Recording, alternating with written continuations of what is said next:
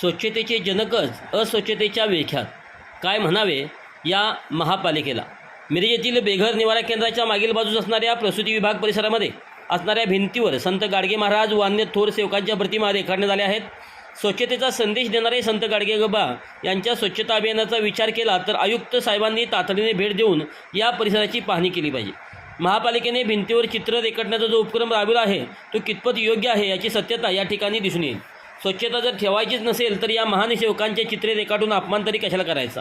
आयुक्तांनी कारवाई केली पाहिजे।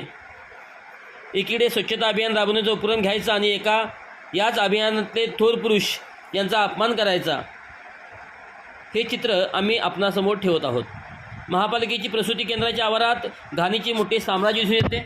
महापालिकेची स्वच्छता कशी असते हे या ठिकाणी सर्वांनाच पाहायला मिळेल। खरोखरच महापालिका सक्षम आहे असेच म्हणावे लागेल।